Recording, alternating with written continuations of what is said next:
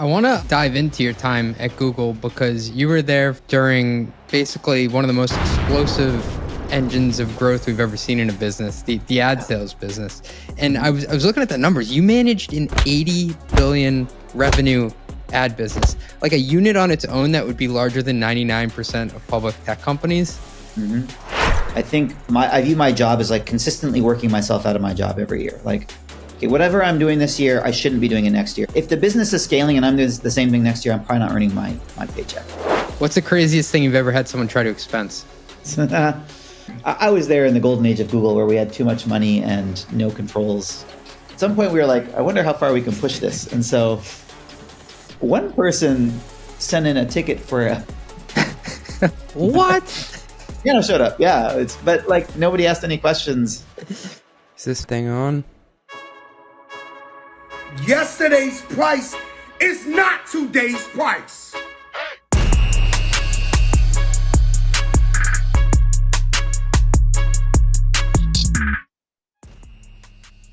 Welcome back to the Run the Numbers podcast. Today, I'm joined by Sanjay Datta, CFO of Upstart, the leading AI lending marketplace that's transforming how credit decisions are made.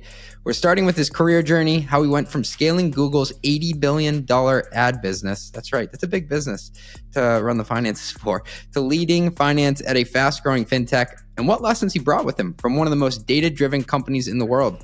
Then we'll dive into Upstart's IPO and life as a public company, what first-time CFOs might not fully appreciate about going public, how to manage both investors and employees through stock price volatility, and what Sanjay would tell himself if he could go back to the IPO roadshow. We also get into scaling a business from 100 million to 500 million in revenue, what's changed, what financial metrics matter most at scale, and what's actually gotten easier as Upstart has grown. And of course, we tackle the future of lending, why the system is broken, how AI is helping to fix it, and where Sanjay sees the mortgage market heading in the next 12 months. I need some advice. This one's packed with insights on scaling, forecasting, and navigating public markets. Let's get to it after a short word from our sponsors. Ready to plan confidently, close faster, and report with accuracy? Here's what sets Planful apart. Imagine purpose-built solutions for every department, from FP&A to accounting, marketing to HR, all with built-in financial intelligence. It's easy to implement Planful in just weeks with minimal IT involvement, enabling seamless collaboration across your organization's key financial workflows. Best of all, Planful grows with you. Its unmatched scalability ensures that no matter how fast your business expands, Planful can keep up. See why over 1,500 customers worldwide choose Planful as their flexible, user-friendly, end-to-end financial performance management platform. Visit planful.com/metrics to see how you can elevate your team this year with Planful. They will hook you up. It is planful.com/metrics. Tell them your boy CJ sent you. Planful.com/metrics. I got a question for you. Is your billing system slowing you down? For most B2B SaaS companies, it's like a total mess. Manual invoices, revenue tracking workarounds, and endless spreadsheets that drain time and create errors. I've seen some ugly spreadsheets in my day. Your billing shouldn't feel like a never-ending math problem. That's where Subscript comes in, the modern billing and revenue recognition platform designed for SaaS finance teams that need both flexibility and accuracy. From automated invoicing and dunning to compliant, transparent revenue recognition and real-time analytics, Subscript eliminates manual work, reduces errors, and gives you a single source of truth for all your financial data. Finance teams using Subscript save over 20 hours a month. Wow. Closing the books faster and making smarter decisions with confidence. Don't let billing hold you back. Start scaling with ease. Learn more and book a free demo today at subscript.com. That's subscript.com. Tell me boy CJ sent you. They'll hook you up. Hey, Metrics fans. Let me ask you something. Do you know what keeps CFOs and finance teams up at night? Well, it's not the complex analyses or forecasting models. It's the mind-numbing tasks of chasing receipts, reconciling expenses, and juggling 5 different systems just to track company spending. I was talking with a finance leader last week who calculated her team was spending an astonishing 20 hours weekly just on expense administration. That's nearly 1,000 hours annually on low-value tasks. That's why I'm excited to tell you about Rippling Spend. Rippling Spend is the only platform that automatically handles your entire company's spending in one unified system. What makes it different? It's built on Rippling's workforce platform. So when org changes happen, like someone getting promoted or changing departments, All approval workflows, access permissions, and policies update automatically. Picture this. When your marketing director goes on vacation, expense approvals don't sit in their inbox waiting for their return. Instead, they're automatically routed to the right backup approver. No manual delegation needed. Meanwhile, your finance team gets real-time visibility into all company spending with no more month-end surprises. As a Run the Numbers listener, you can get an exclusive demo showing exactly how much time your org would save. Just visit rippling.com/metrics to learn more. That's rippling.com/metrics. Do it, guys. Sanjay, so pumped to have you on the podcast today. It's great to be here, ZJ. Thanks for inviting me. So you went from scaling Google's ad sales business to the CFO of an AI lending company. You got to break it down. Is there a commonality between the two that I may be overlooking? No, there isn't really.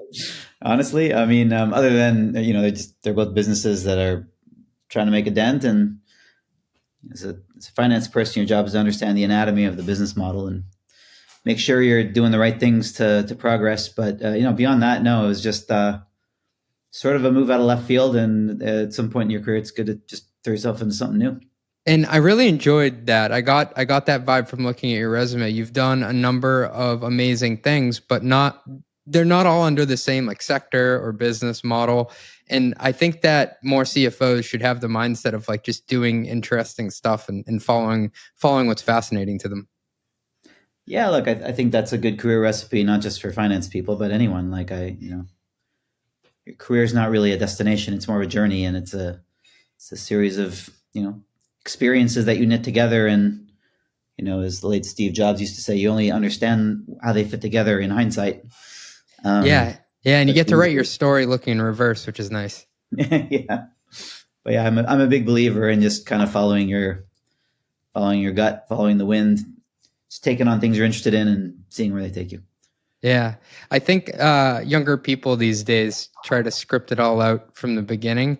I mean, you even see it with college-age kids where they're going into these recruiting cycles and they've basically like committed to a company like their sophomore year to intern. It's like I didn't know anything my sophomore year. Yeah, and honestly, I don't know that it's that new. I mean, maybe it's sort of being done at a different level. But even back when I graduated in the Stone Age, I graduated with a lot of people who they knew exactly what they wanted to be in 15 years, and they knew what path they were taking to get there.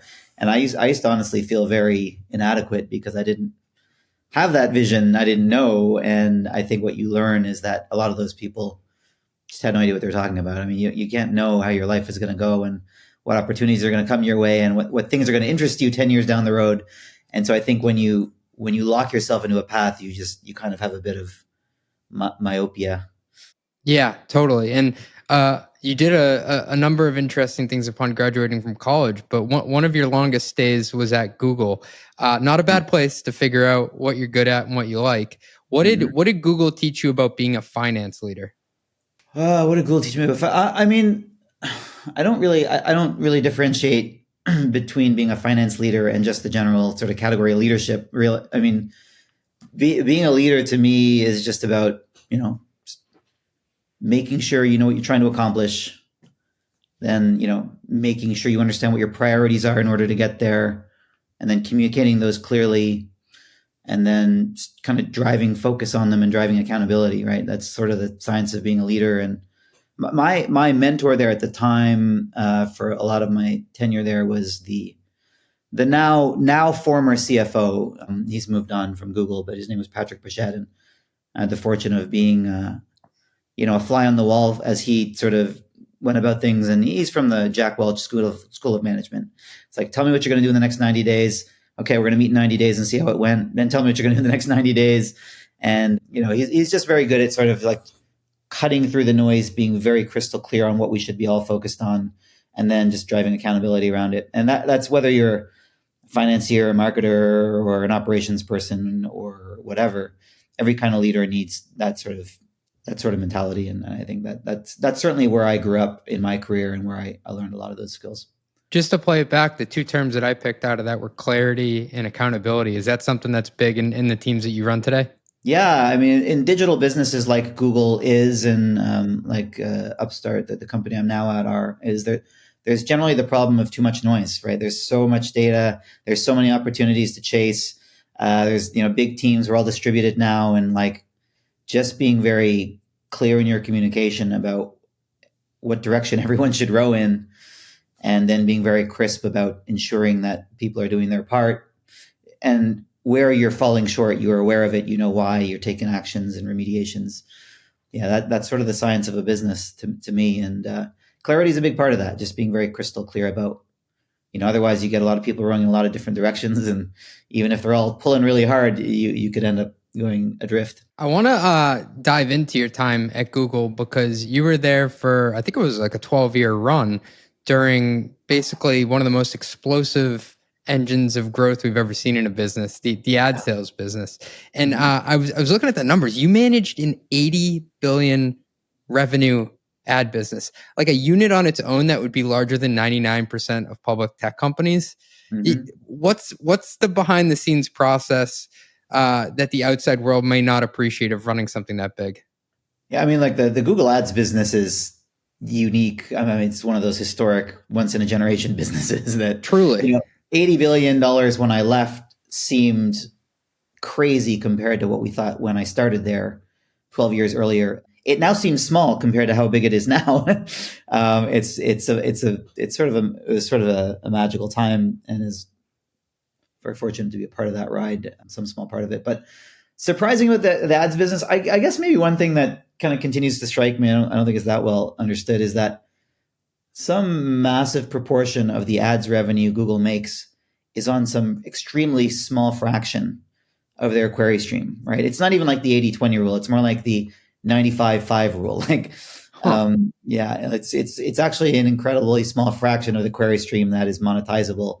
It's just incredibly monetizable, and of course the query stream itself is gargantuan. But yeah, there's all this speculation about what AI will do to the monetization of the search engine and how that's all going to play forward. And the reality is, like, the vast majority of the queries that people type into Google are not things that are particularly monetized. So I didn't realize that. I figured they were monetizing every search. I mean, they monetize as much as they can. It's just that most searches are just not that monetizable. They're just not that interesting to advertisers. I mean, you're the leader of an AI business now. You probably saw in the news that people were freaking out when Perplexity put their first ads. And it's like, guys, like, this has been going on for like decades. Like, how else did you expect them to make money over time? Like, are we really that insulted that they're making some ad revenue off of it? Yeah, someone's gonna have to pay the bills for those training costs. They're not, it's always interesting to try to figure out the monetization model once you have the technology. Did Google have that monetization model dialed in when you started, or how did it evolve? When I started, by the time I started, yeah, it was fledgling. They had sort of figured it out. But it came after the technology. Obviously, they built the search engine. They got a lot of traffic. They had no idea how to monetize it. They tried all what were at the time the usual things, like the banner ads, and they were all crap, and none of it worked. And then they had the idea of auctioning off keywords, a little, sort of at the time ads on the side. Now they're commingled in the page, but yeah, that was just like a magical moment. It happened just before I got there, but I guess I was part of the influx of when they realized that was a business. They had to build, a team to scale the business and build the different regions and the geographies. And so I guess I was a part of that push, but it was not too far before that where that had clicked for them. Because it's kind of like you have two different things. And by the way, I think I read like Google's the 17th search engine to market. So it's not like they were even the first search engine to market. They just did it better with being able to do it based on basically the backlinks and indexing of what other websites thought was popular. So you have the product. It's like that has to kick ass. But it's like, how good is a gold mine if you can't figure out how to actually get into it and monetize it? So I've been very curious about like the evolution of how Google actually made money off of that, because I think people take for granted, like they created the search engine, just must have been a ton of money. No, it took a while to figure out how to make money. And, as a result of that whole experience, I think the Google philosophy for a long time was just make a magical user experience, and then we'll worry about how to monetize it. They just sort of had faith that they would be able to. And I think in hindsight, like in some instances that's worked, in some it hasn't. Like YouTube is a massive video asset. For a long time, it didn't have great monetization. But, I think it's one of the biggest video properties in the world. I mean, certainly digital, like online video, but even rivaling the big studios now. I think it's maybe only second in viewer time to NBC Universal or something like that. But it wasn't until a long time after that they sort of figured out how to really monetize it. But the contrary example would be like Google Maps. Like that has a massive user base.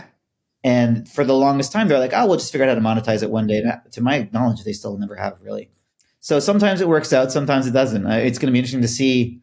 I mean, I think they'll have to figure out some new monetization model for Gen AI. And I don't think anyone really knows what it is yet. There's some subscription models and maybe there'll be some advertising, but maybe it'll be something completely new. And I think in technology, generally, you figure out the magical user experience and then often you figure out the monetization model after. Sometimes you don't, though. Hey, thanks for listening. We'll be right back after a word from our sponsors. Let me tell you a banking story that starts in Tokyo and ends right here. MUFG. The M stands for Mitsubishi, the largest bank in Japan with nearly $3 trillion in assets globally. And they've assembled a purpose-built banking team to bring its global capabilities to the heart of the tech ecosystem. MUFG is a global powerhouse in many sectors and among the most active lenders to large US tech companies. They've gone big to support growth in middle market stage companies in North America and Europe. What I love most about these guys, though, is the team. Nearly 50 strong, smart, responsive, insightful, and possibly the most experienced mid-market tech lenders on the planet. Many of you know this because you've already worked with them. This is global sophistication meets operator-level understanding, a truly different approach. VC-backed, PE-backed, public companies, revenues from $40 million on up. We're talking about more than money. We're talking about momentum. Ready to transform your financial strategy? Email group head Bob Blee at bblee@us.mufg.jp. That's bblee@us.mufg.jp. Tell him CJ sent you. MUFG, empowering a brighter future for the tech ecosystem.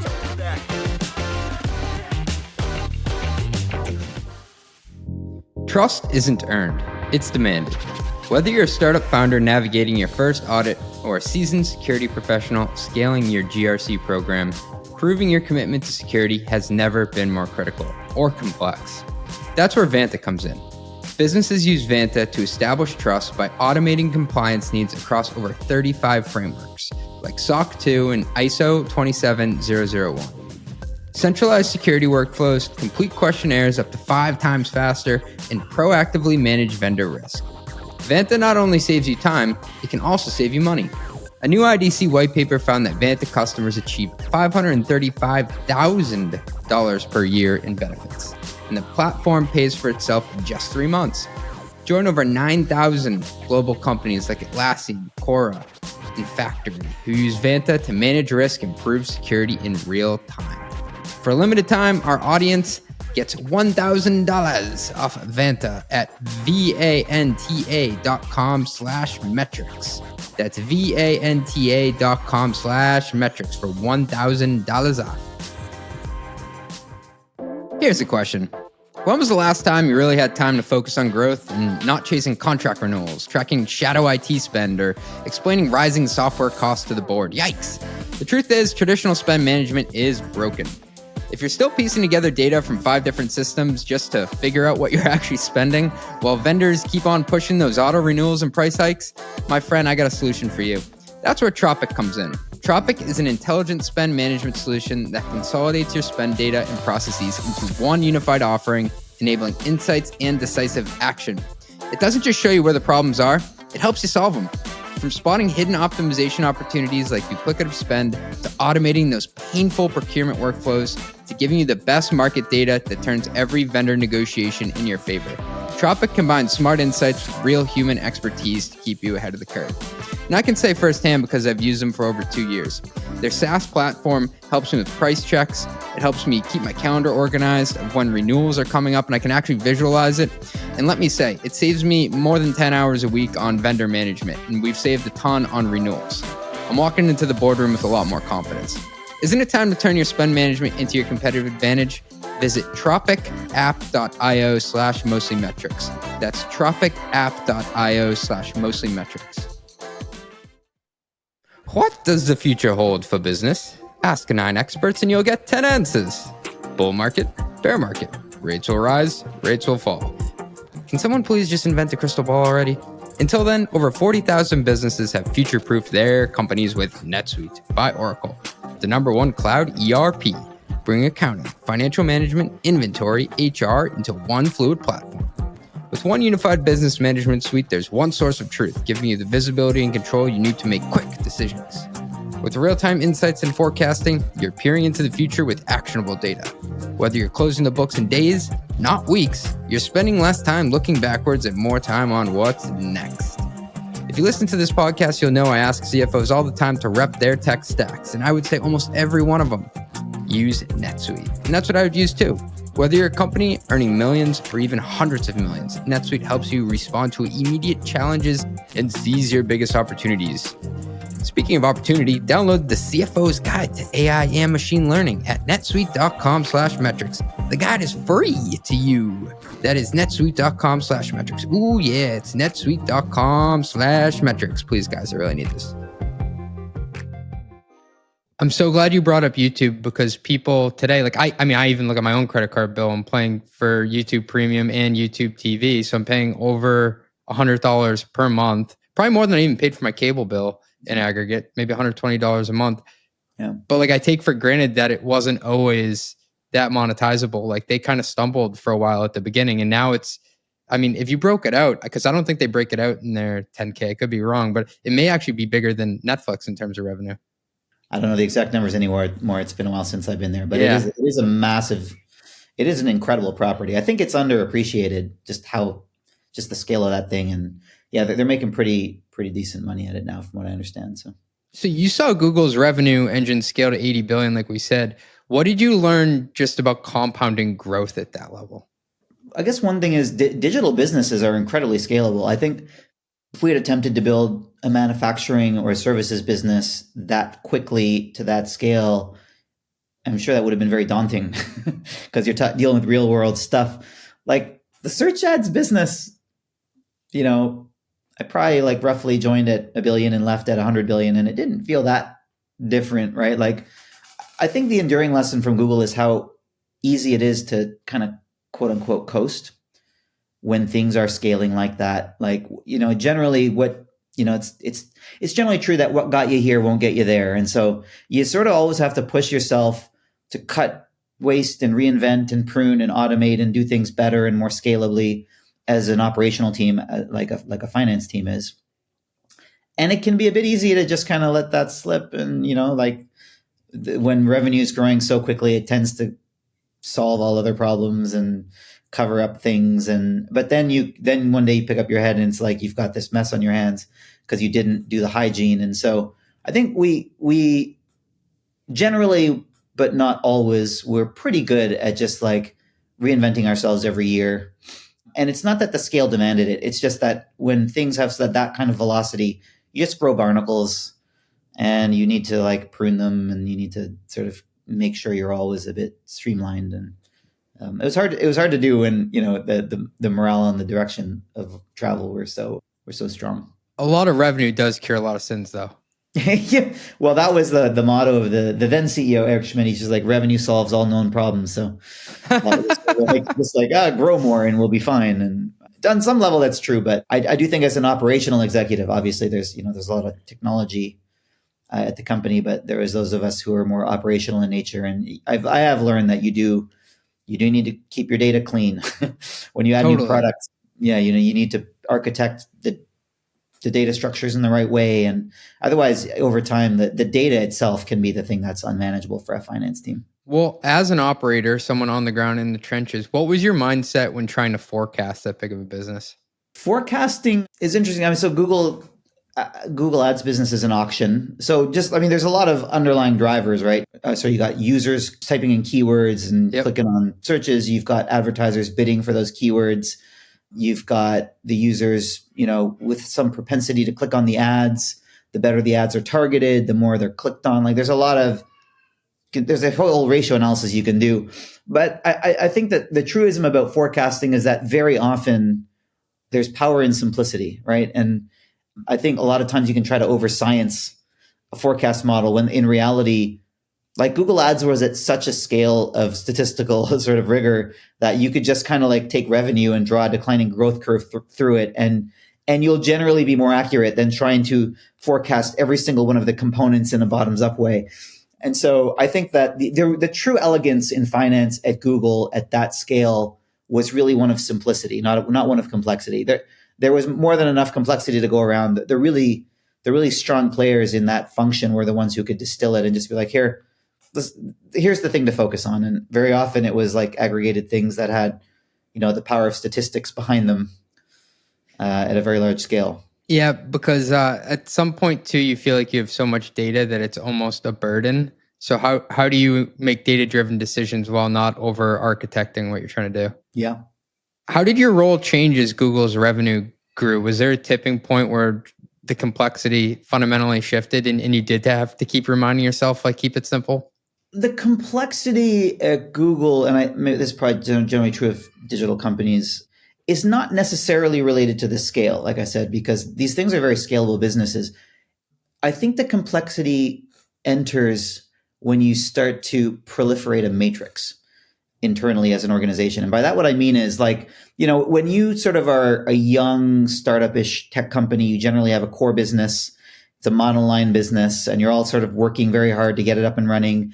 And you're generally deployed functionally, right? So there's someone who's doing the coding, and someone who's doing the PM, and maybe you got a finance person and someone who's responsible for growth marketing. And so you have this sort of functional set of responsibilities. And then very often that core business, maybe it spans geographies. So then you have to worry about like Europe and America. So that was maybe the first axis of sort of the second dimension of complexity or organization and then you have to manage like the core business, like the functions across the geographies. So you've got the global CMO, but there's a marketing person in Europe. Are they the Europe business or the marketing function? And that's generally a manageable thing. But when it gets really complicated is and when you start to add business units. Okay, so then Google added like YouTube, and then it added like the cloud business and display advertising, and it's gotten into hardware. And now you've got a three-dimensional matrix of like product, businesses, geographies, and functions. And at some point, you break the functional hierarchy at the highest level, and you become a company of business units. But there's a lot of pros and cons embedded in that decision.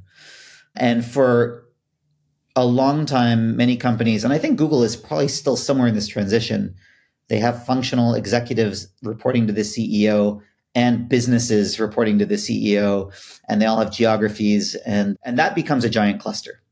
And so to me, the complexity comes from that. It's not whether the ads business was $1 billion or $100 billion. That frankly was manageable. But when I had to manage across the YouTube people who were also trying to sell ads into Europe, just the way AdWords was, and then there was a marketing person in Europe and a CMO in Mountain View, California, and and then like it's the complexity in the communication system. Like with every additional dimension, the nodes of communication grow exponentially, and so at some point you're not the person who's like scrappily doing things directly anymore. You have to have many teams across all these dimensions, and then you have to do what I said earlier, which is you got to communicate to them. Everyone has to be on the same page about what the priorities are, and then you have to like drive accountability across your team, and you sort of have these higher level leadership type responsibilities because your team is a lot bigger. That is fascinating, though, that the bigger you get, it's not the business is more complicated, like selling ads. It's how do you effectively communicate with additional nodes in the network? Yeah. What's something that Google did in its financial operations or anywhere in the company really that you've brought with you to Upstart? There wasn't a lot of rocket science. I mean, so look, one thing I believe strongly in a tech company is centralized analytics, right? So it's the general sort of science of analytics in a digital company. I dig this. I'm glad you brought this up. This can be organized a lot of different ways. And so it can be completely decentralized. And what that means is like, the marketing person will have their own analyst reporting to them. And the HR person needs a comp analyst reporting to them. And every single product has their own analyst team, right? So a very distributed sort of analyst. And then the other extreme is you just put all the analysts under one organization called the analytics organization, and they partner with the CMO and the CHRO and the product leaders. And again, there's, as with everything, pros and cons in the different way. There's no perfect way to do it. But I'm a strong believer. So I think analytics is particularly important in digital businesses just because of the sheer amount of data and complexity compared to like a manufacturing business where you're building widgets. Like a digital business just has like this incredible load of data. And so I believe that the role of the analysts and the quality of the data architecture are particularly important in tech businesses. And I am one of the things I felt very strongly about coming into Upstart was that we're going to build one central analytical organization. It'll be, resources will be dedicated to their functions, but it needs to all sit under one person who's a great leader and who knows how to manage and grow these people. And more importantly, who can be one strong voice in driving the conversations with the data engineers who are building the data architectures that they have to sort of rely on. Because when it's very distributed, there can be improvements to how they partner with their business partners, if you will. But then they tend to not be, the quality is not as consistent. And then the quality of the data is not as consistent. And so that's one thing that we had at Google that I felt strongly about. You also run into the problem potentially of people bringing different data to the same meeting. Exactly. And the meeting's all but lost once that happens. Analyst says this. Well, my analyst says, there needs to be one source of truth. The data is complex enough that one group needs to be responsible for, the Bible, if you will. And that group is another thing. I think at Google, they had very deep technological skills. Like they weren't spreadsheet analysts. These were people who had quasi-engineering skill sets. They weren't engineers, but, they could do some damage on Python and they knew how to sort of go into they knew how to speak engineering with the data engineers in order to get the data in the form that they wanted. Because data engineers, I don't know if they don't all speak the language you and I speak. And so they had very technological sort of skill sets. And I think that's very valued by me. I couldn't agree more. I want to talk about Upstart's move into the public markets. You've been there for going on, I think, 8 years now, which is an incredible run. And you've seen quite a bit of scale. And you went public in December of 2020. Talk about a wild time for the markets. What aged you the most in that process? I mean, the whole thing's been a wild ride. So COVID earlier in 2020 almost shut the business down. I mean, there were days where I was trying to figure out how to wind down the company. We bounced back pretty. It got that dark, huh? Oh yeah. I mean, there's so we're a business that basically brings together borrowers and funding, and we try to create access for people who don't have access to the traditional banking system by having smarter risk models. And so we have a dependency on the capital side. And capital providers, when unemployment went from 3 to 14, there was like pencils down in the capital markets. And when we don't have the money, we don't have much to offer the borrowers. And so, it got very bleak, but, those things bounced back pretty quickly when the stimulus got injected into the economy. And of course, we had a nice exit to the year. And on the strength of that, we IPO'd. I think in 2021, this is sort of roughly true, but I think we're one of the best performing stocks in the entire market of a certain scale. In 2022, I think we were one of the worst performing, right? Because we rode the wave. And I think, the whole thing has just been a roller coaster. But if you sort of disassociate yourself a little bit and you realize that at the end of the day, all the problems we've had on the ride have been first world problems, and all the good sort of, so you don't get too ahead of your skis when times are good. You don't get too down when times are bad. And if you disassociate yourself, then it's just kind of a wild ride.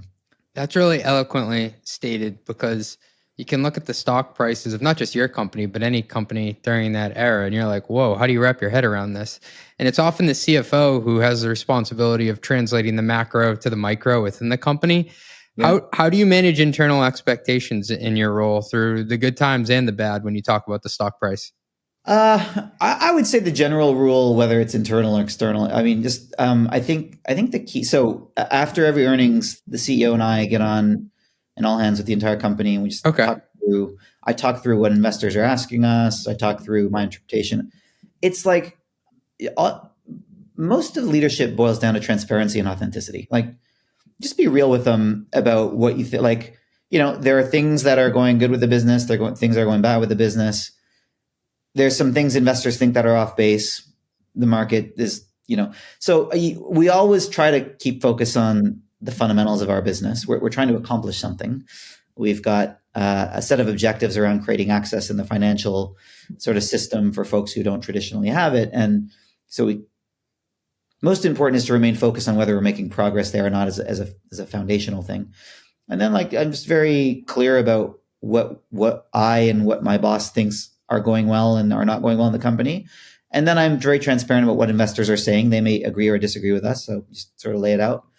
And I think as long as you're being transparent with folks, they're generally like, okay, they go back to making the donuts. And so I just try to impart the same perspective that, I just sort of tried to articulate, which is that there'll be ups and downs. We're all in it for the medium term, as the economist says. In the long run, we're all dead. But in the medium term, we're all we know what we're trying to accomplish, and we know there's going to be twists and turns along the way. And as long as you're transparent about it, you're not trying to hide the ball, then people are generally pretty good. Not trying to hide the ball. That was a term that Charlie Kevers, CFO of Carta, used. Like, you never want to play hide the ball. When you do that, people can sense it and you can get into trouble. If I was to tease out a theme from what you were just explaining there, Sanjay, it sounds like you just want to treat people like adults. Yeah, 100% of the time. It's true. Look, internally, when you're talking to the company about how things are going, I believe this is true externally as well. Just like investors are asking questions, they're trying to get your head around the business.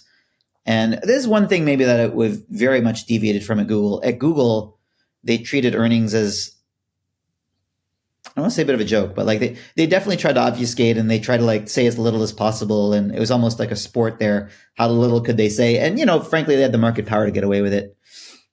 But I sort of have the diametrically opposite take, which is, short of giving out secret sauce about what, the company's competitive edges are, if someone asks a question, I just try to be very straight up about it. When things are, got really difficult in 2022, again, with inflation and some of the things going on in the capital markets, just lay it out there. And I think you're right. If you try to obfuscate things, people generally know that you're skating and you don't really have conviction in what you're saying. So I think there's just a general philosophy of just trying to be authentic about what you're communicating. We spoke to Jim Cook. He was first one of the co-founders at Netflix, one of the first finance hires at Intuit, and CFO at Mozilla Firefox. And he had this framework of when times are tough and you have to communicate to people, rather than playing hide the ball, you should tell them, this is what we know, this is what we don't know, and this is when we think we will know what we don't know. And he said, It scares you to say it, but it gets everybody on your side because they feel okay, we're all under the tent together now. I'm not on the outside looking in. Yeah, if people think you're being straight up, they'll give you the benefit of the doubt when you say, I don't know. Including the analysts, you're saying? Yeah, absolutely. They're making judgments on people just like anyone. And so I think getting that credibility is super important and underappreciated. What's been the biggest shift in your job between running a $100 million a year business and a $500 million a year business? 105. I mean, when I started, it was a $10 million business. So, all right, we can start at 10. Yeah, back in our private days. Yeah, I mean, similarly, it's I guess the main thing is you gotta, as you scale up, you gotta let go of things as a leader, right? Right, you're doing, when we were a scrappy underfunded private business trying to break out. It was all hands on deck, and I think I was doing the forecast spreadsheet myself, and right, as the business scales and you take on more opportunities and the stakes are higher, I think I view my job as consistently working myself out of my job every year. Okay, whatever I'm doing this year, I shouldn't be doing it next year. If I'm doing the same thing next year, if the business is scaling and I'm doing the same thing next year, I'm probably not earning my paycheck. So what you got to do is figure out how you want something done that's important to you. Then you got to bring people in and just they have to take it from you, and they have to earn your trust, right, in doing it. So hopefully you bring in the kind of people that will do that, and then you hand it off. And that's a bit scary to do, by the way, because when you're doing something, it's sort of becomes a bit, you're here's what I do. And to give that away to somebody, you're well, then what will I do? Am I giving away my... There's a bit of insecurity in it. Yeah, but But inevitably, if the business is scaling, there will be more to do. And the problem is you're not thinking about what that is because you're too busy doing your thing. You're too busy doing the forecast every quarter. At some point, like, you shouldn't be doing the forecast anymore. You know how you want it done. You're going to hand it off to someone who's like smarter and will evolve it for you. And you go on, like, your job as an executive is to think about what's next. And so I think at each point of scale up, you got to be like, okay, who's going to do this for me so I can figure out what else to do that's not getting done. Can you think of anything within like the last year that you as an exec were doing, and maybe you did like to do it or didn't? It'd be better if you did like to do it, and then you said, I have to give this up? Yeah, I mean, I've got I think a meta example for me is I virtually do nothing in finance. I basically have one person running all of finance for me at this point. I have an SVP of finance. His name is Ross. He's amazing. He's smarter than I am. And like, he's just gradually sort of taken over the entire thing. And so I've turned most of my attention to the capital side of our business, meaning not our treasury, like the third party like we have to go and raise a lot of money from different private credit funds in order to get it to the borrowers. And like, that's a big deal. And I've turned all of my attention there because I literally have worked myself. I'm a CFO who really does very little finance at this point.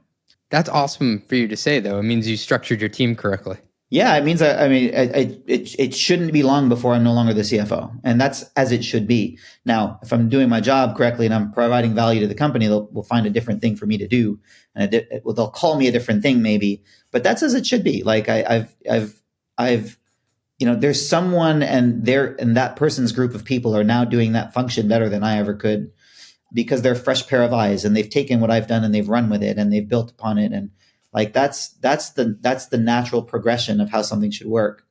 So I know I'm very serious when I say you should always be working yourself out of your job as a leader, because there's more to be done. Unless the company becomes static and it metastasizes, it doesn't grow. And then everyone like clings to their responsibility. But like, honestly, that's the type of organization I would leave. I saw Google becoming a version of that, and frankly, it wasn't for me. And so I think as long as a business is scaling up and growing and has opportunities, as a leader, you should be at the forefront of driving that growth and expansion. You shouldn't be doing the same old thing every year. We spoke to Molly Graham, who was an early Google employee, and she actually wrote this piece called Giving Up Your Legos. And it's about how hard it is to give up something that you've tied your identity to and you've worked so hard on.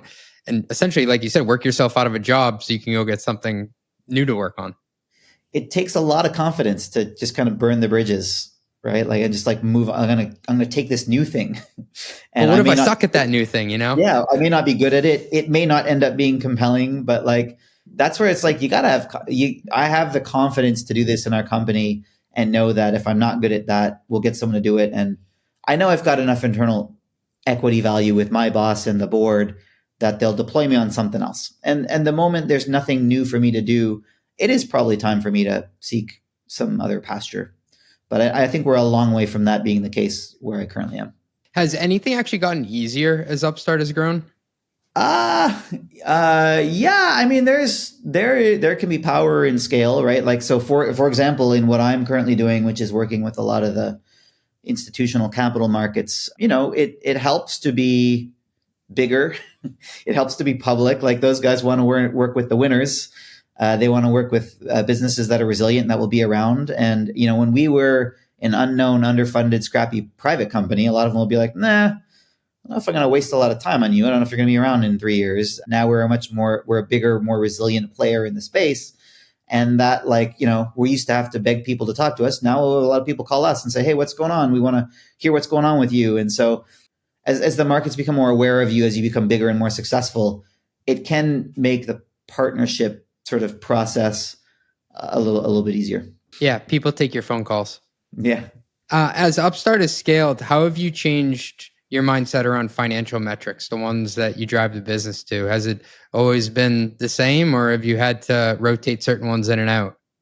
I think that we similarly have a core business, and we're sort of like slowly getting into new product lines or ancillary areas. I think in what your core is, the important things don't change that much. In our particular core business, the single most important thing is what we call credit performance. So we underwrite the risk of certain borrowers. We sort of portray it to the capital markets, and We expect to be roughly on target, and that's the single most important thing in our business. And then it's like unit economics, and then growth vectors, and those have always been true. I think when you start to get into like ancillary businesses, then you have different metrics and new metrics, and then you're managing more of a portfolio of things, and then you have to sort of maybe distill it even a little bit more. But I wouldn't say, like, honestly, if I think about the AdWords business, and I started working on that in '05, so that's like 20 years ago now, I don't think the core metrics of the AdWords business are dramatically different than they were in the inception. Has your approach to scenario planning at Upstart changed as you've gotten bigger? Well, I think of it more like contingency planning. Oh, say more about that. That's fascinating. Meaning, what I care. So there's a certain direction you're going in. As they say, like, your plans only last till first contact on the battlefield. So they're sort of directional in nature. And then what you need to worry about are big deviation, like, so the big risks. What are the big bad things that can happen? And you try to mitigate those, or at least have a plan. Like in our case, a bad thing that happened in 2022 is that the capital markets shut down. And we didn't have any committed relationships on the capital side. It was all sort of at will. And so we had to really scramble to figure out what to do about that. And so that's an example of a big thing that can go wrong that you at least want to plan in your back pocket, if not try to mitigate it ahead of time. And so you worry about those scenarios. You also worry about upside scenarios. Like, what if the business takes off? What am I going to have to do to keep pace with it? Well, I'm going to have to like rapidly pull some levers. And so you worry about those outlier situations. Some of those may be out of your control, like the macro. And so you try to have some mitigators in place in case things happen either to the upside or the downside, but you also can't guess all of them. On some level, you just need to be really nimble and really on top of what's going on in real time, so you can react quickly as well. And to a certain degree, like, if you're running a business and innovating, you have to underwrite some level of risk and uncertainty. Yeah. I think in order to break glass, you need to take risk, and they'll always. I think I think, like, as an example, I think we're doing very new things in how risk is underwritten in the credit markets in the United States, and I don't think we could think of all the things, like the regulatory things pop up and macro things hit us, and things that we had. A lot of us come from tech backgrounds, like from Google. So on top of that, we've got less experience, like with the financial markets and things like that. And so there's always a learning curve, and there's things that'll come from left field that you have to react to. I think you need structures in your company where you can communicate very quickly as a leadership team and make decisions very quickly. You can't let things metastasize, and you can't let them percolate too long when they start to create risk for your business. I've done about 150 episodes so far, and the first episode I did was with Michael Tannenbaum, who was the CFO of Brex at the time, and he was saying that there's this it's like Maslow's hierarchy of risks, where when you start out, like, at the base level, it's like, I think the first one's like shelter. It's like, do I have cash just to make sure this thing runs? Then you get to the next one, food and water. I'm probably getting it totally wrong, but it's like, at that point, like, can I hire the right people for this? And as you get bigger and bigger, the risks change. And I'm not saying, like, at the top, it's a first world problem of the risks you have, but it's just like, different things can upset the business in different ways. And sometimes it's not even the risk. It's the ability just to, like, we know there's a risk, but can we communicate and make a decision fast enough to change it? Yeah, I think agility is you could sit around trying to guess everything that'll go wrong, but at the end of the day, you won't get all of them. And so what you really need is agility as a leadership team to, like, detect, react, discuss, decide, figure out what your levers are. So I think that agility is really important. The more untraditional you're trying to be as a company, the more you're trying to do something new or innovative, the more you have to be agile in reacting to meteors or whatever sort of things come flying at you. I want to transition to talking about the lending system, because a lot of people listening probably either have a mortgage or are looking to do something that will involve a little help on the balance sheet in the next year or two. Maybe to start at a high level, why is the lending system broken? Imagine you randomly gave out money to every adult in the United States in some reasonable amount. I think if you looked at, like, sort of TransUnion studies, or if you understood, like, payday lending repay rates and stuff like that, I think a reasonable estimate would be 15 to 20% of them would not pay you back. Like that would be a relatively elevated default rate. All right. So take that as a rough estimate. I think that's Okay. probably, you could probably directionally figure that out if you looked at some of the credit union, All right. credit We'll use bureau. 15. You'll use 15. Okay. So if you had a perfect system, right, what you would do is you would reject that 15% of the population and you wouldn't give the money. And then you'd give 85% of the population, like you'd give them money at the risk-free rate. Because if you had an omniscient system, you know what would happen. That should be the outcome. And so if you were really, really good at risk evaluation, you should sort of approach that kind of a scenario. Now, if you look at how the capital sort of, if the credit markets work today, approximately 45% of adult America has access to bank quality credit, right? So it's not even close.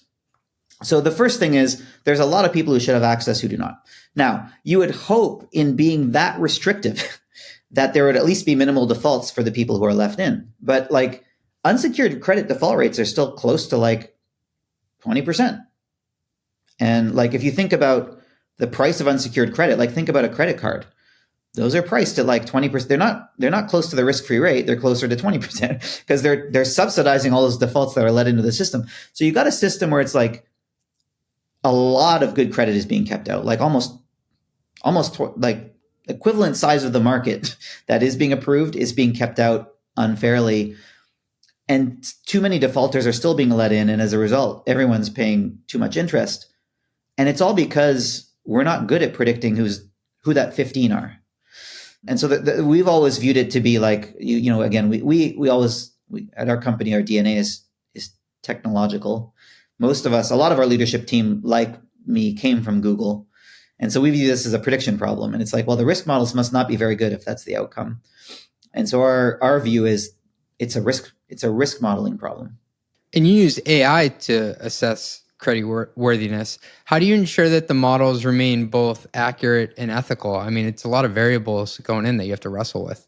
Yeah, well, so look, model accuracy is our holy grail. Like I think that if you were to say like define one meta objective of the company, the reason for the existence is to try to build the most accurate model possible. We would love to have that omniscient model. Unfortunately, our models are, I would say, multiples, if not almost an order of magnitude, more predictive than the existing traditional credit score centric models. But they still only scratch the surface of explaining like the full amount of the error. And so, look, the accuracy question is one that we grapple with every day, and you do it by accumulating more data and building better models over time. We've made good progress there. The other thing you mentioned was how do you make sure they're ethical? And I guess it depends a little bit on how you define that. But I guess at a high level, I would say there's not necessarily, so the existing system is so bad that there's not necessarily a conflict between the accuracy of the model and the ethical outcomes, because what we've demonstrated, and we did a lot of sort of studies with the CFPB and the other regulators of choice in this area, is that if you have a more accurate model, basically everyone's better. Like you can improve approval rates and lower APRs for every protected class that exists in the fair lending construct. So like generally accuracy, because the system is so broken, there's so much low-hanging fruit such that accuracy gains tend to benefit all classes of borrowers equally. Now, I guess maybe there's a point at which that would break down and you would have to trade off accuracy against some notion of fairness. But we haven't come close to reaching that point yet. That's amazing. How do you avoid attracting borrowers then who are more likely to default because they were turned away by traditional credit unions or lenders? I mean, that's the prediction problem, right? That's the whole point of what we're trying to do. So like trying to figure out who those 15 people out of 100 are that won't pay you back. I mean, it's a prediction model. And so the first thing is you try to gather a lot of data on the borrowers to understand them really well. And like, if you think about how the traditional industry does it, they largely use a credit score. I mean, the models are very credit score centric. You may have another couple of variables like your debt to income ratio, but like, I'm not exaggerating when I say many of certainly the traditional lenders like the banks and the credit unions, their underwriting model is like a VLOOKUP table. It's like, It's here's that your simple. score, here's your DTI. Yeah, it's not even a linear regression. Wow. I think some of the digital players are getting a little bit more sort of, I think, complex. It's not even a but like, VLOOKUP, it's a SUMIF. it is a table, and it's got like a couple of variables. Now, the credit score itself, I think, is a 15 or 16 variable linear regression. And so, like, they're just very blunt tools. So if you have more data, and then of course there's better modeling tools available now. I know they're not necessarily new, although they're being talked about a lot now. They're sort of under the guise of this sort of AI banner. But yeah, there's machine learning models that can relax a lot of the assumptions that constrain linear prediction, right? Like in a linear regression, you have to assume that all assumptions between input and output variables are linear. And well, guess what? The world is not linear. And then you have to sort of assume that all the input variables are independent from one another. But in real life, they're not. Like where you live has an effect on how much I care about what your income is, because different people live in different sort of different costs of living or whatever. So like in the real world, there's a lot of data, a lot of variables. They're all interrelated, and they do not have linear relationships with the output metric of are you likely to default? And in order to explore all that surface area, you need a lot of compute power, and you need these complicated predictive models that are what we call machine models. This is sort of what underpins this thing that's captured the public's imagination, which is now being called AI. But the underlying technology is just basically like, at least from our vantage, it's just much better prediction engines. And so we're just trying to make much better predictions. And we're not perfect yet, but I think we've demonstrated that we can do a much better job than a VLOOKUP table.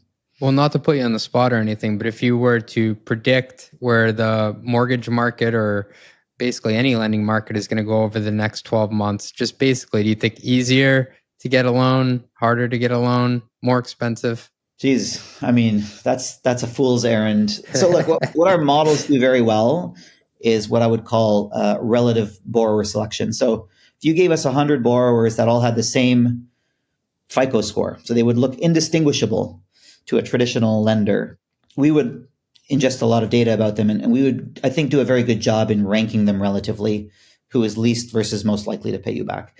Trying to figure out how the macro will impact all of them is not a good machine learning problem.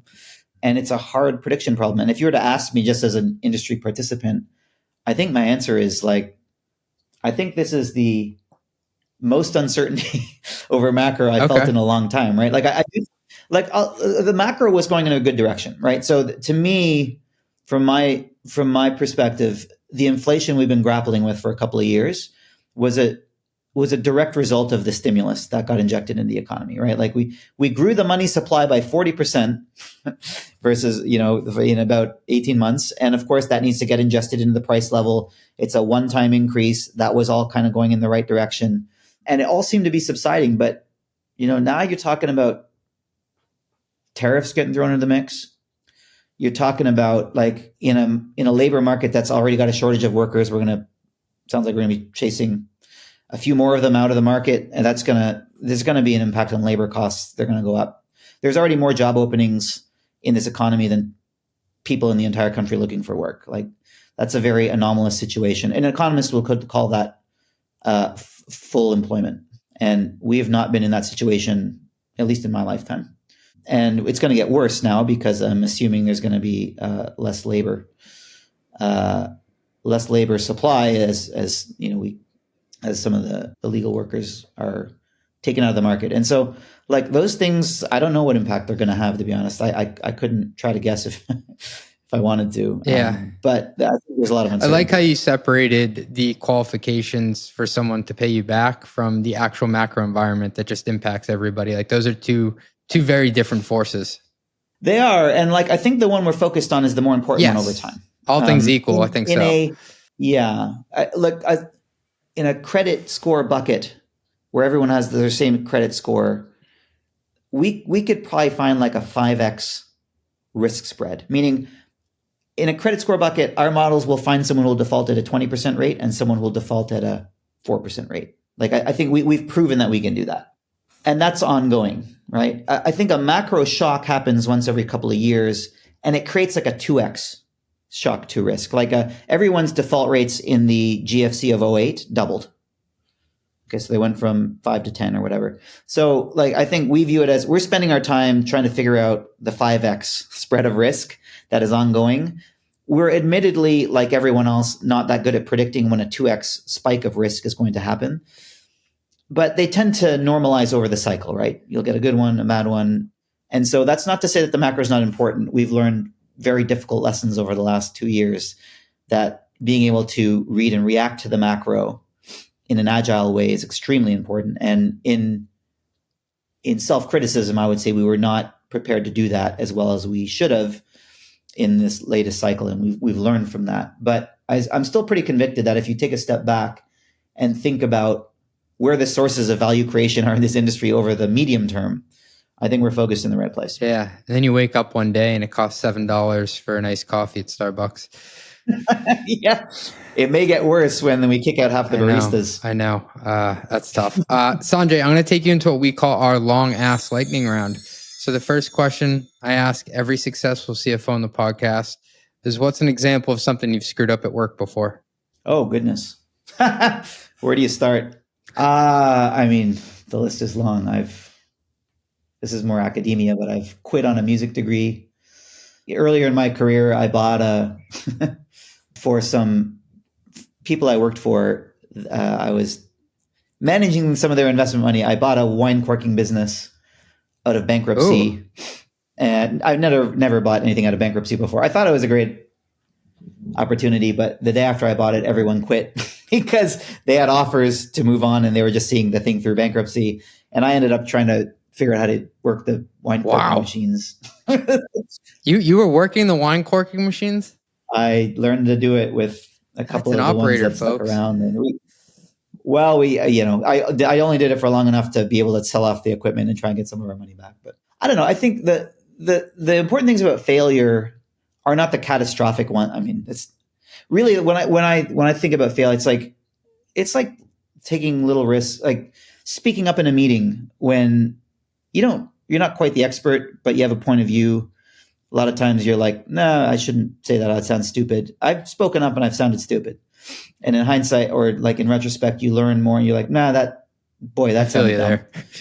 Or like, like little mistakes, hiring the wrong people, taking too long to clean out the underperformers. Like, it's more like the little failures that I think you need to like have a flexible enough mental model to be able to change and adapt when you realize you're wrong. When you make mistakes, you have to sort of be transparent and accountable and learn from them because that makes you better.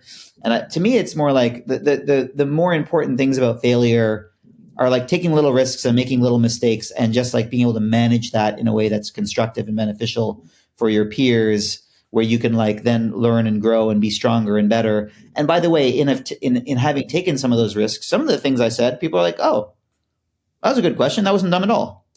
And then, learning to sort of like stick your neck out a little bit more. I think there's been plenty of failures, quote unquote, or mistakes made in that vein, which I think were maybe in the service of making me a better person and being able to take sort of risks that were ultimately beneficial to the company.